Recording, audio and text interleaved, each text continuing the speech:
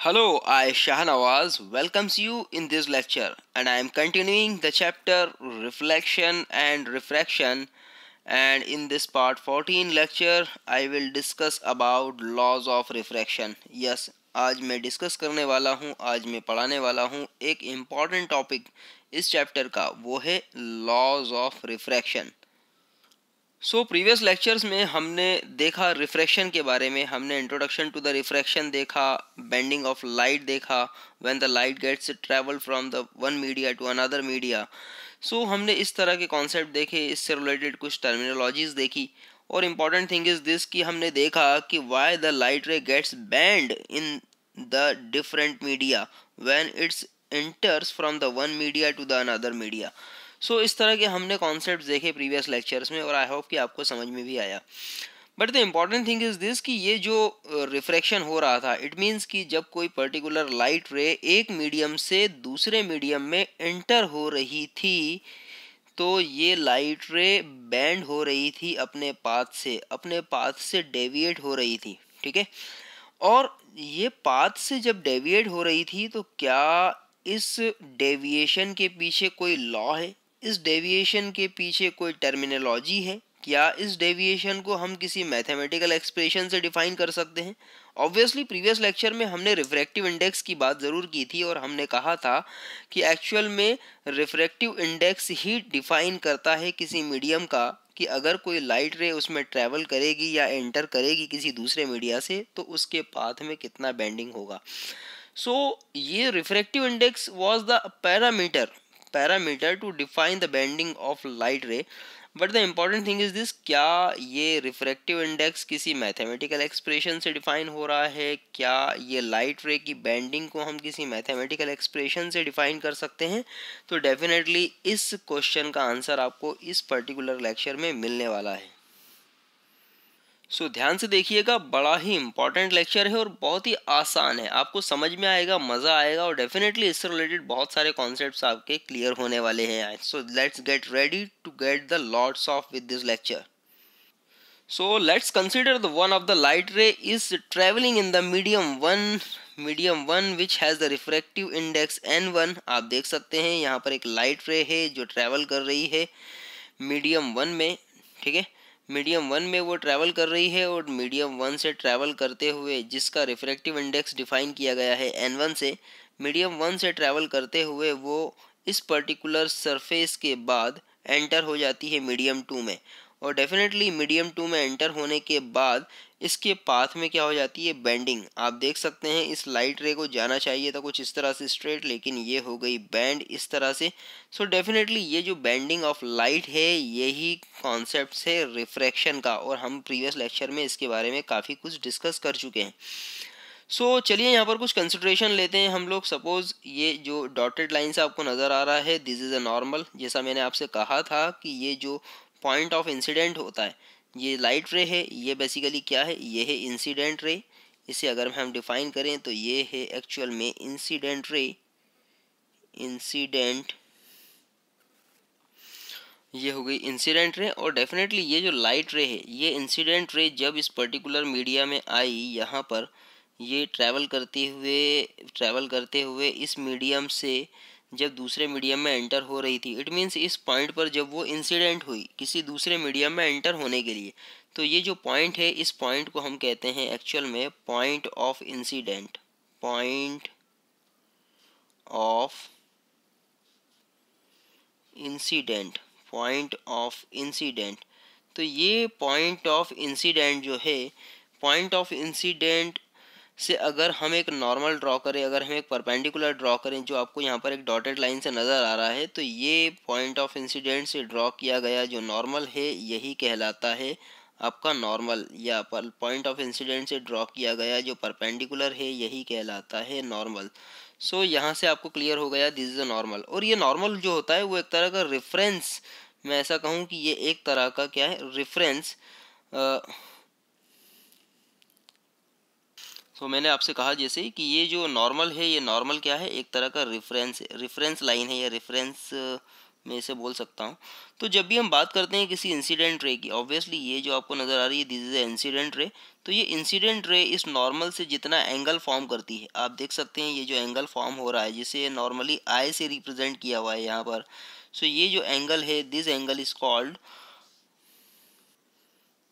सो ये कहलाएगा आपका point of angle of incident, sorry ये आई बेसिकली है एंगल ऑफ इंसिडेंस। और इसी तरह से जब लाइट रे एंटर हुई किसी दूसरे मीडियम में, इस मीडियम 2 में जिसका रिफ्रैक्टिव इंडेक्स है n2, तो ये लाइट रे क्या होगी, अपने पाथ से डेविएट होगी और डेफिनेटली ये जो डेविएशन होगा, इस डेविएशन को हम कैलकुलेट करेंगे angle with respect to normal, जिसे हम नॉर्मली स्मॉल r से रिप्रेजेंट करते हैं, और ये कहलाता है angle of refraction. It is angle of refraction. तो यहाँ पर हमने कंसिडरेशन ले लिया कि सपोज कोई लाइट रे है, मीडियम 1 से मीडियम 2 में एंटर हुई, इसने इंसिडेंस एंगल फॉर्म किया है आई और रिफ्रैक्शन एंगल फॉर्म किया है आर। सो देखिए लॉ क्या कहता है, लॉ कहता है, लॉ ऑफ रिफ्रैक्शन कहता है the incident ray, the refracted ray and the normal at the point of incidence all lie in the same plane. ठीक है, incident ray, refracted ray and normal, यहाँ पर देखेंगे फिर से हम, इंसिडेंट रे आपको नज़र आ रहा है clearly, this is incident ray, आप देख सकते हैं यहाँ पर ये incident ray, this is incident ray, ठीक है, ये रिफ्रैक्टेड रे और ये नॉर्मल, ये तीनों की तीनों कहाँ पर है, पॉइंट ऑफ इंसिडेंट, ये सारे के सारे कहाँ लाई कर रहे हैं, ये लाई कर रहे हैं सेम प्लेन में। तो लॉ फर्स्ट कहता है कि भाई incident ray, refracted ray and normal, या मैं पॉइंट ऑफ इंसिडेंट की बात करूं तो ये सभी कहाँ लाई करेंगे, ये सभी एक ही प्लेन में होंगे। एक ही प्लेन से मतलब आप समझ सकते हैं इस तरह से कि सपोज कोई 3 डायमेंशनल प्लेन है, सपोज ये 3 डायमेंशनल प्लेन है, सपोज ये X axis, this is a X axis, this is a Y axis and this is a Z axis. So यहाँ पर हम देख सकते हैं बहुत अच्छे से कि ये हो गया हमारा एक्स वाई प्लेन, ठीक है, ये हो गया एक्स जेड प्लेन और ये हो गया Y Z plane. So incident ray, refracted ray and normal, ये सारे के सारे एक ही प्लेन में लाई करेंगे। इट मीन्स कि अगर कोई लाइट ट्रैवल कर रही है, ठीक है, लाइट ट्रैवल कर रही है तो ऑब्वियसली वो जो रिफ्रैक्शन, लॉ ऑफ रिफ्रैक्शन है वो किसी पर्टिकुलर प्लेन के लिए प्रूफ है, या तो एक्स वाई के लिए हो सकता है या फिर एक्स जेड के लिए या फिर वाई जेड के लिए। ऐसा कभी भी नहीं होगा कि इंसिडेंट रे किसी अलग प्लेन में हो और रिफ्रैक्टेड रे किसी अलग प्लेन में हो, ऐसा कभी भी नहीं होगा, ये हमेशा कहाँ होंगे, सेम प्लेन में ही होंगे। तो ये फर्स्ट लॉ ऑफ रिफ्रैक्शन है। सेकंड लॉ क्या कहता है, सेकंड लॉ जो है वो स्नेल्स लॉ के नाम से फेमस है। Snell's law, Snell the name of the scientist. तो स्नेल्स लॉ के नाम से फेमस है सेकंड लॉ। ये क्या कहता है, सेकंड लॉ कहता है the ratio of sine i to sine r. I क्या है, i is a angle of incidence and r is a angle of refraction. अगर आपने एंगल ऑफ इंसिडेंस का साइन लिया हुआ है और एंगल ऑफ रिफ्रैक्शन का भी साइन लिया और इन दोनों का रेशियो ले लिया, so the ratio of sine i to sine r is constant. ठीक है, ये इन दोनों का रेशियो क्या होगा, डेफिनेटली वो कांस्टेंट होगा। For the light of given colour, ये आपको याद रखना है, ये किसके लिए प्रूफ है, सिर्फ और सिर्फ एक particular given colour of light के लिए। ठीक है, इट मीन्स कि अगर कोई लाइट रे ट्रेवल कर रही है तो वो लाइट रे अगर एक पर्टिकुलर कलर की, जिसका एंगल ऑफ इंसिडेंस आप कैलकुलेट कर रहे हैं, एंगल ऑफ रिफ्रैक्शन भी उसी लाइट रे का आप कैलकुलेट अगर कर रहे हैं, तो ये लॉ प्रूफ होता है। इट मीन्स कि बड़ा सिंपल सा कॉन्सेप्ट है। जैसे फॉर एग्जांपल हमने बात की कोई वाइट लाइट की, अगर हम बात करें जो हमें सन से मिल रहा है, ठीक है, तो ऑब्वियसली इसमें 7 कलर हैं, इसमें टोटल कितने कलर हैं, 7 कलर, जिसको हम विबज्योर के नाम से बेसिकली जानते हैं। तो ये आउट ऑफ 7 कलर में से, जैसा हमने प्रीवियस लेक्चर में देखा कि जो लाइट रे है उस लाइट रे का जो रिफ्रैक्शन है, वो रिफ्रैक्शन अगर हो रहा है, या मैं ऐसा कहूँ कि रिफ्रैक्शन जो होगा वो डिपेंड करेगा लाइट रे के कलर पर भी। ठीक है, हमने प्रीवियस लेक्चर में देखा कि अगर हम किसी पर्टिकुलर मीडियम की बात करें तो उस मीडियम में अलग अलग लाइट रे जो होगी, अलग अलग कलर की लाइट रेस का रिफ्रैक्शन अलग अलग हो सकता है। ठीक है, तो इसीलिए हमने बात भी की थी कि बेसिकली ये होता है स्पीड ऑफ लाइट की वजह से, अलग अलग कलर के लाइट की स्पीड भी अलग अलग मीडियम में अलग अलग हो सकती है। या फिर मैं ऐसा कहूँ और सिंपल वे में, अगर हम सिंपल सी बात करें कि एक ही मीडियम में अलग अलग कलर ऑफ लाइट जो है, अलग अलग कलर ऑफ लाइट कि वेलोसिटी अलग अलग हो सकती है, ऑब्वियसली अलग अलग कलर ऑफ लाइट की रिफ्रैक्शन भी अलग अलग होगा। सो स्नेल्स लॉ ये कहता है कि the ratio of sine i to sine r, अगर आप किसी पर्टिकुलर लाइट की बात कर रहे हैं, किसी पर्टिकुलर कलर ऑफ लाइट की बात कर रहे हैं, ठीक है, जो यहाँ से ट्रैवल कर रहा है, मीडियम 1 से मीडियम 2 की तरफ ट्रैवल कर रहा है, ठीक है, तो मीडियम 1 से मीडियम 2 की तरफ अगर वह ट्रैवल कर रहा है, सो यहाँ पर जो उसका रिफ्रैक्शन होगा वो उसका रिफ्रैक्शन हो रहा है किसी मीडियम 1 से मीडियम 2 की तरफ, ठीक है, तो ये जो कलर है वो दोनों क्या होंगे, बिल्कुल सेम ही होंगे, मतलब एक ही पर्टिकुलर कलर ऑफ लाइट की रे के लिए ही आप इस लॉ की बात करेंगे। तो यहाँ पर ये हो गया basically sine i upon sine r, ठीक है, sine i upon sine r is equals to क्या होगा, कांस्टेंट होगा। और ये कैसे आया, तो बेसिकली यहाँ पर ये जो लॉ होता है ये प्रूफ करता है n1 साइन आई, जैसा हमने अभी थोड़ी देर पहले देखा कि हमारा जो मीडियम 1 है उसका रिफ्रैक्टिव इंडेक्स कितना है n1 और मीडियम 2 का रिफ्रैक्टिव इंडेक्स कितना है n2। तो डेफिनेटली यहाँ पर ये जो रेशो है आप देख सकते हैं बहुत अच्छे से, n1 sine i equals to n2 sine r. अगर हम इसे थोड़ा सा सॉल्व करें तो इसका जो सॉल्यूशन होगा वो हमें देगा साइन आई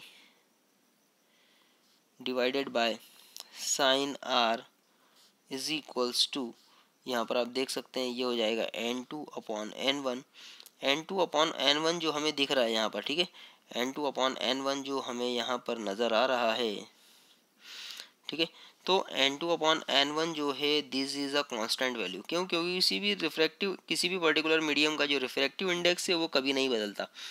रिफ्रैक्टिव इंडेक्स अलग अलग कलर ऑफ लाइट के लिए अलग अलग हो सकता है, अलग अलग शो हो सकता है, अलग अलग इफेक्ट अपना शो कर सकता है, बट नॉर्मली क्या होता है उसका रिफ्रैक्टिव इंडेक्स क्या होता है, कांस्टेंट वैल्यू होती है, जो बेसिकली उसकी डेंसिटी पर डिपेंड करती है, उसकी इलेक्ट्रिक और मैग्नेटिक प्रॉपर्टी पर डिपेंड करती है।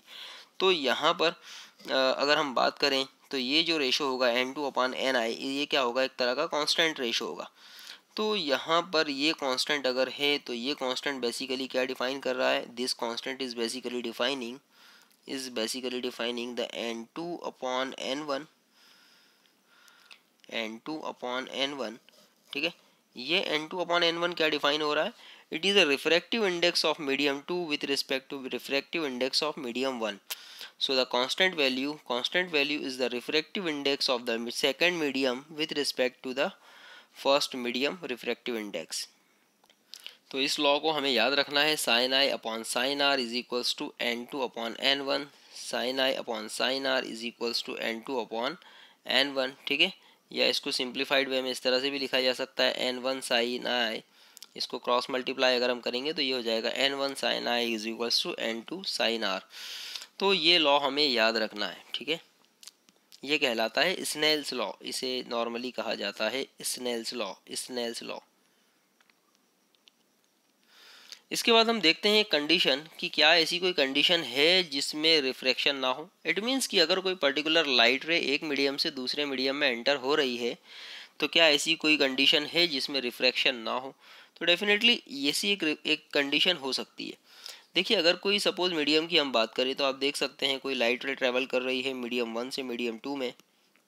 मीडियम 1 का रिफ्रैक्टिव इंडेक्स है n1 और मीडियम 2 का रिफ्रैक्टिव इंडेक्स है n2। तो अगर कोई लाइट रे बिल्कुल यहाँ पर नॉर्मल के पैरेलल, या मैं ऐसा कहूँ कि नॉर्मल से कोइंसाइड होता हुआ, या फिर हम सिंपल वे में कहें कि जो नॉर्मल से ज़ीरो एंगल बना रहा होगा। ऑब्वियसली नॉर्मल कहाँ है, तो नॉर्मल आप देख सकते हैं ये जो आपको एरो वाली लाइन दिख रही है, इस एरो वाली लाइन के पीछे ही छुपा हुआ है, ठीक है। अगर मैं बात करूँ तो ये तो हो गया बेसिकली इंसिडेंट लाइट, ठीक है, और इस इंसिडेंट लाइट के पीछे ही क्या छुपा हुआ है, नॉर्मल, ठीक है, नॉर्मल। इट मीन्स कि the ray of incident ray coinciding with the normal. Incident ray किससे कोइंसाइड हो चुकी है, नॉर्मल के साथ में कोइंसाइड हो चुकी है। और नॉर्मल के साथ में जब कोइंसाइड हो चुकी है तो डेफिनेटली आप बोल सकते हैं यहाँ पर एंगल ऑफ इंसिडेंस कितना होगा, ज़ीरो। क्यों, क्योंकि अगर इसके साथ में कोइंसाइड हो गई, इट मीन्स कि ये जो इंसिडेंट रे है ये नॉर्मल की क्या है, पैरेलल, और जब भी दो रे आपस में पैरेलल होगी उनके बीच का एंगल क्या होगा, ज़ीरो होगा। तो यहाँ पर हम बोल सकते हैं the angle of incidence is equals to क्या है, zero. Angle of incidence is equals to zero. अब चलिए स्नेल्स लॉ की बात करें तो स्नेल्स लॉ से हमने देखा है sine i upon sine r is equals to constant होता है। अब अगर आई की वैल्यू ज़ीरो है तो ऑब्वियसली साइन ज़ीरो क्या होगा, ज़ीरो, और साइन ज़ीरो इट मीन्स क्या हो गया, इसका रेशो हो गया ज़ीरो। इट मीन्स कि हम कह सकते हैं यहाँ से अगर हम थोड़ा सा और सॉल्व कर लें तो कांस्टेंट को हम इसके न्यूमरेटर में डिनोमिनेटर में ले जाते हैं और साइन आर को इधर शिफ्ट करते हैं तो ये हो जाएगा sine r is equals to sine i upon constant. और यहाँ से आई की वैल्यू ज़ीरो पुटअप की हमने तो ये हो गया साइन ज़ीरो की वैल्यू होती है ज़ीरो। इट मीन्स कि ये पूरी टर्म हो गई ज़ीरो। तो इट मीन्स साइन आर की वैल्यू क्या हो चुकी है, ज़ीरो। साइन आर की वैल्यू अगर ज़ीरो है इट मीन्स कि आर की वैल्यू क्या है, ज़ीरो। एंगल क्या है, 0 डिग्री। तो यहाँ पर एंगल ऑफ रिफ्रैक्शन भी क्या होगा, 0 डिग्री। इट मीन्स कि अगर इंसिडेंट रे कोइंसाइड कर रही है नॉर्मल के साथ में तो डेफिनेटली जो रिफ्रेक्टेड रे होगी वो भी कोइंसाइड करेगी नॉर्मल के साथ में। और सिंपल वे में कि अगर कोई इंसिडेंट रे नॉर्मल के पैरेलल है या नॉर्मल से ज़ीरो एंगल फॉर्म कर रही है तो डेफिनेटली जो रिफ्रैक्टेड रे है वो भी नॉर्मल के पैरेलल होगी और पैरेलल नॉर्मल से ज़ीरो एंगल फॉर्म कर रही होगी। ऑब्वियसली सी बात है अगर इंसिडेंट रे और रिफ्रैक्टेड रे दोनों का एंगल सेम ही है या एंगल ऑफ इंसिडेंस या एंगल ऑफ रिफ्रैक्शन दोनों अगर सेम है इट मीन्स कि यहाँ पर किसी तरह का कोई रिफ्रैक्शन हुआ ही नहीं, कोई रिफ्रैक्शन नहीं हुआ। तो ये एक स्पेसिफिक कंडीशन हो सकती है नो रिफ्रैक्शन की कि अगर कोई लाइट रे बिल्कुल परपेंडिकुलरली ये जो सरफेस है इस सरफेस के परपेंडिकुलरली इंसिडेंट हो इस तरह से कि वो नॉर्मल के साथ में ज़ीरो एंगल फॉर्म कर रही हो तो डेफिनेटली इस केस में किसी भी तरह का रिफ्रैक्शन नहीं होगा, जबकि ये दोनों मीडियम क्या हैं, अलग अलग हैं। So thus the condition for the ray to propagate from the one medium to another medium without bending or undeviated is that incident ray strikes normally to the interface. In other words, I is equals to 0. इसके अलावा एक और condition है no refraction की। वो क्या हो सकती है कि सपोज दोनों मीडिया सेम ही हो। इट मीन्स कि जो दोनों मीडियम है इन दोनों मीडियम का रिफ्रैक्टिव इंडेक्स क्या हो, बिल्कुल इक्वल हो। अब दोनों मीडियम का रिफ्रैक्टिव इंडेक्स अगर सेम है, ठीक है, तो मे बी पॉसिबल कि ये दो मीडियम जो हो सकते हैं वो सेम भी हो सकते हैं या दो अलग अलग मीडियम ऐसे हो सकते हैं जिनका रिफ्रैक्टिव इंडेक्स सेम हो क्या, ठीक है। अगर ऐसी कोई कंडीशंस है, ठीक है, तो n1 is equals to n2 होगा। n1 is equal to n2 अगर है तो अभी हमने थोड़ी देर पहले जो लॉ देखा कौन सा वाला, स्नेल्स लॉ, वो हमने देखा basically sine i divided by sine r is equals to n2 upon n1, ठीक है, और n2 अपॉन n1 दोनों ही क्या है, इक्वल है। इट मीन्स कि इसका रेशो क्या हो जाएगा, 1। इसका रेशो हो जाएगा 1। इट मीन्स इसका रेशो अगर 1 हो रहा है तो हम कह सकते हैं यहाँ पर